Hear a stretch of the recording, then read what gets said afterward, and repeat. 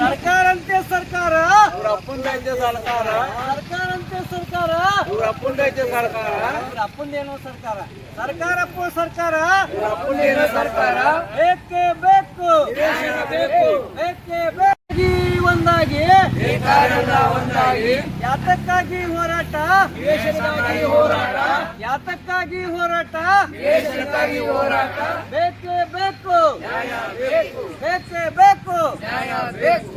ನಾನು ಬಂದಿಲ್ಲಕತ್ತೆ ಬರ್ತಿರೋ ದಿನ ಮನೆ ಒಯ್ಯಕ್ಕೆ ಬರೀತಾನೆ ನೀರು ಫೋನ್ ಹಚ್ಕೊಂಡಿದ್ದೀನಿ ಅವ್ನು ಟೆಸ್ಟ್ ಮಾಡಿಸ್ಲಾಕಿತ್ತು ಇವತ್ತು ಬಂದು ಅದಾಗ ಇನ್ನು ಫೋನ್ ಅಬಕವಿ ಬನಹಟ್ಟಿ ತಾಲೂಕಿನ ಬನಹಟ್ಟಿಯಲ್ಲಿ ಇವತ್ತು ಅನಿರ್ದಿಷ್ಟಾವಧಿ ಧರಣಿಯಲ್ಲಿ ನಾವೆಲ್ಲ ನೇಕಾರರಲ್ಲಿ ಧರಣಿ ಮಾಡ್ತಾ ಇದ್ದೀವಿ. ನಮ್ಮ ಧರಣಿ ಯಾಕೆ ಮಾಡಕತ್ತೀವಿ ಅಂದ್ರೆ ನೂರಾರು ಜನರಿಗೆ ನಿವೇಶನಗಳು ಬೇಕು, ಆಮೇಲೆ ಸಿಟಿಯ ಸುತಾರಗಳು ಬೇಕು, ಹಾಗೆಯೇ 55 ವರ್ಷ ಮೇಲ್ಪಟ್ಟ ನೇಕಾರರಿಗೆ 5,000 ರೂಪಾಯಿ ಮಾಶಾಸನ ಬೇಕು. ಹಾಗೆಯೇ ಈಗೇನು ನಾವು ನೇಕಾರರಿದ್ದೀವಿ ನಮಗೆಲ್ಲರಿಗೂ ಕೂಡ ಕಟ್ಟಡ ಕಾರ್ಮಿಕ ಮಾದರಿ ಕಾರ್ಮಿಕ ಸೌಲಭ್ಯಗಳನ್ನು ಒದಗಿಸಬೇಕಂತೇಳಿ 16 ವರ್ಷಗಳಿಂದ ನಾವು ಹೋರಾಟವನ್ನು ಮಾಡ್ಕೊಂಡು ಬರಾಕತ್ತೀವಿ.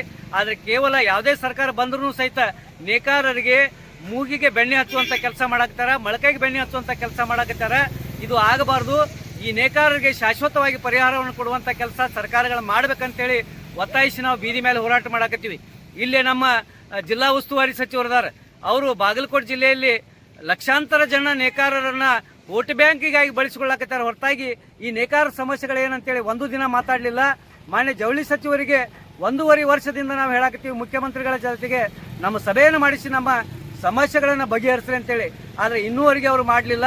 ಇಂಥ ಶಾಸಕರು ಆಮೇಲೆ ಇಂಥ ಸಚಿವರು ನಮಗೆ ಅವಶ್ಯಕತೆ ಇಲ್ಲ ಅನ್ನುವಂಥ ಮಾತು ಇವತ್ತು ಬರ್ತಾ ಇದೆ.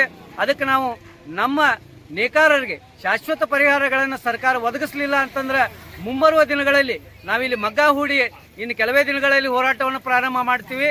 ಇಲ್ಲಿ ಸ್ಪಂದನೆ ಆಗಲಿಲ್ಲ ಅಂತಂದ್ರೆ ನಾಳೆ ಶಾಸಕರ ಮನೆ ಮುಂದೆ ಕೂಡ ನಾವು ಮಗ್ಗವನ್ನು ಹೂಡಿ ಹೋರಾಟವನ್ನು ಮಾಡುವಂಥ ಪ್ರಯತ್ನ ಮಾಡ್ತೀವಿ.